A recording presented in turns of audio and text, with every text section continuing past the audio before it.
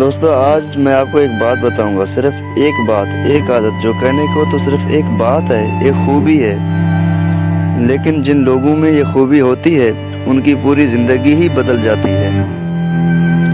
کسی گاؤں میں ایک کسان رہتا تھا، اس کے پاس کچھ زمینیں تھیں جن میں وہ کھیتی باڑی کرتا تھا، ہل چلاتا تھا، فصل بوتا، پھر اس فصل کی دیکھ بھال کرتا، اسے وقت پر پانی دیتا۔ جب وہ فصل پک جاتی تو وہ اسے کاٹتا اور منڈی میں جا کر بیچ آتا۔ وہ بڑی محنت اور ایمانداری سے اپنا کام کرتا تھا۔ اب جو اس کے پاس پیسے اکٹھے ہوئے تو ان کے ساتھ اس نے آس پاس کی زمینیں بھی خریدنا شروع کر دی، جس کی وجہ سے اس کی کھیت کافی بڑا ہوتا گیا۔ اب اتنا زیادہ کام اس اکیلے کے بس کی بات نہیں تھی۔ اس نے سوچا کہ ساتھ کام کرنے کے لیے، ہاتھ بٹانے کے لیے کوئی ملازم رکھ لوں۔ مختلف لوگوں کو بلایا اور ان کی انٹرویوز کی۔ وہ کھیتی باڑی کے بارے میں کیا جانتے ہیں؟ کھیتوں اور جانوروں کو سنبھالنے کے لیے مجھے تمہاری مدد چاہیے، اتنے پیسے تمہیں دوں گا، بتاؤ کہ تم کیا کر سکتے ہو، کتنا تم جانتے ہو، کیا خوبی ہے تمہارے اندر۔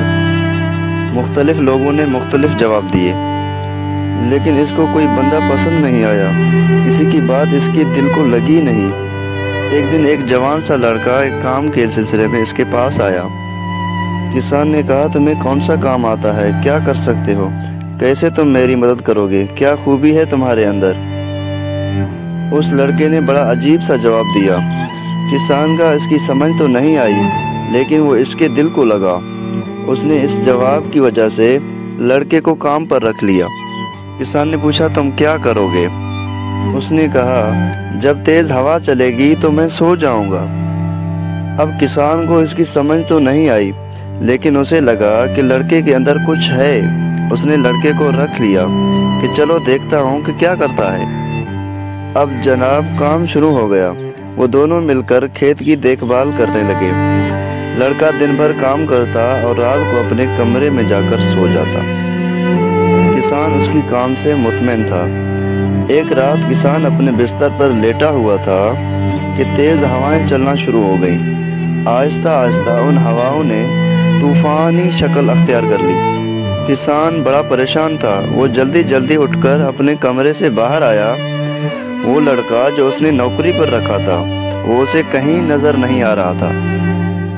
کسان کو فکر لگی ہوئی تھی کہ فصل کٹی ہوئی پڑی ہے، کہیں خراب نہ ہو جائے۔ تیز ہواؤں کی وجہ سے اس کے جانور جو باہر بندھے ہوئے تھے وہ ادھر ادھر بھاگ نہ جائیں۔ وہ بڑے غصے کی حالت میں بھاگتا ہوا اس کے کمرے کی طرف گیا۔ اس کو تو غصہ آ رہا تھا کہ دیکھو پاگل آدمی ہے، اتنا طوفان آیا ہوا ہے، اس کو تو فصل کی حفاظت کرنی چاہیے تھی، وہ خراب نہ ہو جائے۔ جانوروں کی فکر کرنی چاہیے تھی، وہ ادھر ادھر بھاگ نہ جائیں، اور یہ پڑا سو رہا ہے۔ کسان نے اسے زور زور سے ہلایا۔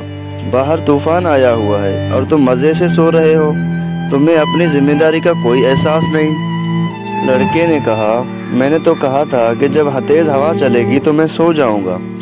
کسان نے کہا، یہ کیا فضول بکواس کر رہا ہے، اس کے ٹائم کے ضائع کرنے سے بہتر ہے کہ میں خود ہی کچھ کر لوں۔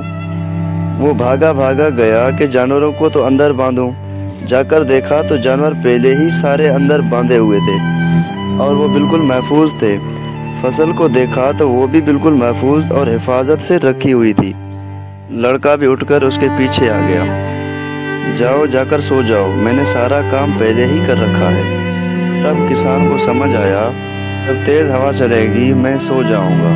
تب کسان کو سمجھ آیا، مطلب کام اس وقت نہیں کرنا جب پریشانی آ جائے، جب سر پر پڑ جائے، کام اس سے پہلے ہی کر رکھنا ہے۔ کامیاب شخص وہی ہے جو طوفان آنے سے پہلے ہی بندوبست کر رکھے، بارش ہونے سے پہلے ہی چھتری خرید کر رکھے۔ دوستو، کسی بھی مشکل میں پڑنے سے پہلے خود ہی تیاری کر کے رکھ لو، نہ کہ مشکل سر پر آ جائے تو اس کی تیاری شروع کر دو۔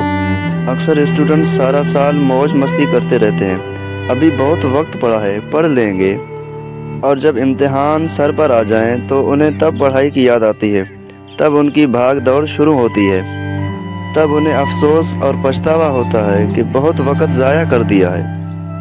اس لیے دوستو، कामयाब होना चाहते हो तो मुश्किल सर पर आने से पहले ही खुद को तैयार रखो। और दोस्तों, ज़िंदगी में हर रोज़ कुछ अच्छा करो, नया सीखो, दूसरों के लिए भलाई का काम करो।